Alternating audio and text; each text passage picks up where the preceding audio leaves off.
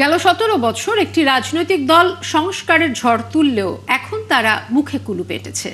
চট্টগ্রামের বোয়ালখালীতে নির্বাচনী পথসভায় দলটির উদ্দেশ্যে এমন ক্ষোভ প্রকাশ করেছেন এনসিপির মুখপাত্র আসিফ মাহমুদ সজীব ভুঁইয়া। ভোটের আগে ৫ ফেব্রুয়ারি পর্যন্ত দেশব্যাপী চলবে এনসিপির এই নির্বাচনী পদযাত্রা। রাশেদ আনিসের প্রতিবেদনে বিস্তারিত।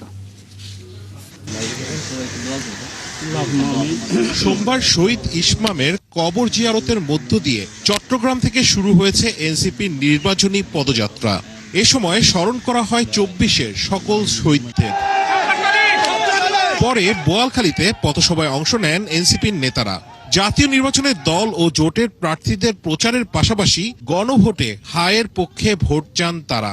গণঅভ্যুত্থান পরবর্তী সময়ে আমরা বাংলাদেশের বৃহৎ একটি রাজনৈতিক দলের কাছ থেকে ক্লিংকার বেশি থাকলে সিমেন্ট বেশি খাঁটি আনোয়ার সিমেন্ট সেই সংস্কার এবং বিচারের কোন ধরনের নমুনা আমরা দেখতে পাই নাই। যেটার ব্যাপারে আমরা সবচেয়ে বেশি সোচ্চার, বাংলাদেশে গণভোটে হ্যাঁ ভোটকে জয় করতে হবে, করতে হবে, করতে হবে।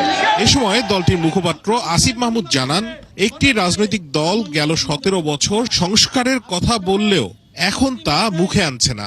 আমরা দেখেছি ১৭ বছরের অত্যাচারের নতুন রূপ হাজির হয়েছে। আমরা দেখেছি কিভাবে গ্রামের অলিগলি থেকে শুরু করে শহরের অলিগলি বাজার থেকে শুরু করে রাষ্ট্রের সর্বোচ্চ পর্যায় পর্যন্ত চাঁদাবাজি এবং সন্ত্রাসের রাজত্ব কায়েম করা হয়েছে। ১১ দলীয় ঐক্যজোটের প্রার্থী আরিফুল ইসলামের উপর হামলার প্রতিবাদ জানিয়ে তিনি বলেন, এ বিষয়ে ইসিতে অভিযোগ দেবেন তারা। এই ধরনের পরিস্থিতিগুলো আমরা বারবারই বলে আসছিলাম যে লেভেল প্লেইং ফিল্ড নেই, সেটা এখন একেবারে গায়ে পড়ার মতো পরিস্থিতি চলে এসেছে, হামলার মতো পরিস্থিতি চলে এসেছে। আমরা ইলেকশন কমিশন এবং সরকারকে আহ্বান জানাবো যে এই বিষয়গুলো খুব শক্ত হাতে দমন করতে হবে। চট্টগ্রামের পর লক্ষ্মীপুরে নির্বাচনী পদযাত্রা দিয়ে শেষ হচ্ছে এনসিপির প্রথম দিনের গণসংযোগ। রাশেদ আনিস, ৭১, চট্টগ্রাম।